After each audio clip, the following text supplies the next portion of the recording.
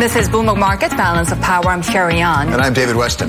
The White House claims that the tariffs it's imposing on steel and aluminum will help grow the economy because they'll help to rebuild key U.S. industries.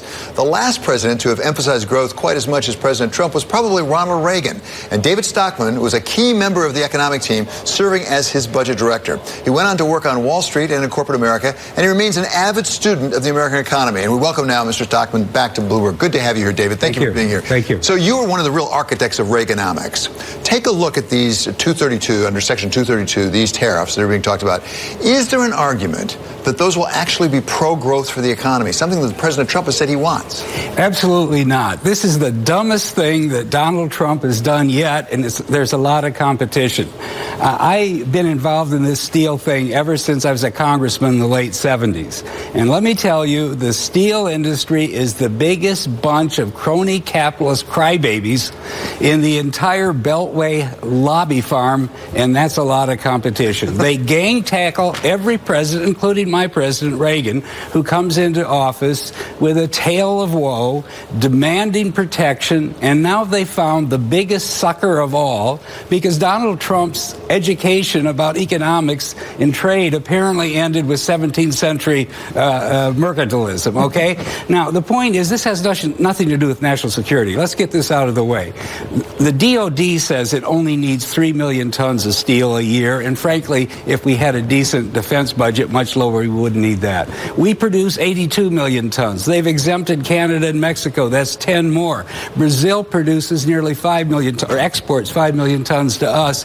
I don't think they're going to declare war or embargo their exports. What I'm saying is 100 million tons of steel is available to the U.S. economy. It's not it's such a fig leaf. It's a fraud. And I can't believe that anybody with a straight face could argue that there's a national security problem with steel. That's the first thing. Yeah. Now, the second thing is we do have a trade problem. $800 billion last year. Actually, 19 trillion of continuous deficit since 1975 in current dollars.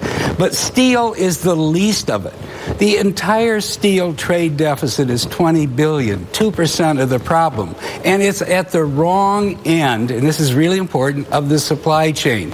All of the increased cost from this, I would guess about 20 billion a year, is this going to ricochet downstream and hurt other industries? The world is just engorged in excess steel because of what China has done. So we ought to leave well enough alone and address the real problem. And yet, as you say, president after president gets suckered into this thing. Yeah. You would put it at least. But is it just politics? Is it a coincidence this is steel right now as there's a key election outside of Pittsburgh about to come up next Tuesday? Well, I'll tell you what. I have some experience with this because I negotiated in behalf of Ronald Reagan the first comprehensive steel quota deal in 1982 and 1983. That's what I was going to say. Wasn't that in 1982? And you used the Section 232. Yeah, but the point is, at the time, I was desperately trying to stop the real protectionists. I'm a free trader, was then, am now, in the Commerce Department from doing something worse. And they said, on Scout's honor, one and done. Give us 5 years, give us 18.5% quotas, and we'll never come back. We'll be in the pink of health, and we'll compete like all the other big boys. Now, this is really ridiculous that the steel industry is about ready to ignite a trade war worldwide. And frankly, because Trump has no idea what he's doing, at the last minute he exempts Mexico and Canada from a quota. Do you know what this means? This means that there's a $2 billion a year windfall to Canadian and Mexican suppliers who are going to be tickled pink that prices are now 25% higher and they can scoot in under the tariff wall. That's exactly how the Bush tariffs also worked. I mean, he had lots of exemptions for countries, for products. Is that a repetition right now? Sure. This is all about inside baseball, maneuvering, politics, and it's going to get far worse before it gets better. You got rules of origin. Now, the other other thing I learned when I got suckered in 1982, what I learned is if you tell people they can't ship in steel, you have to define it. They will fabricate it one step further, so it's no longer steel as defined. It's now a fabrication. It comes in,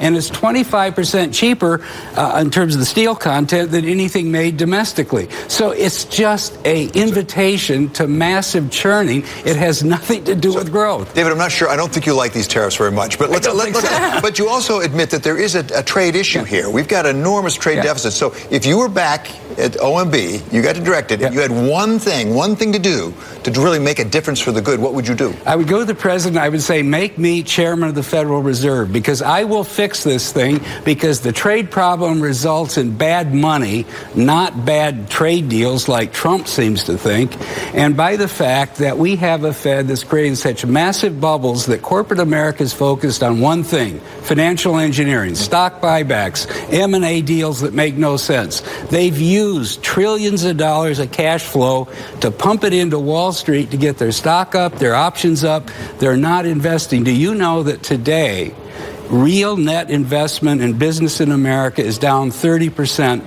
from the turn of the century? That's the problem. Okay?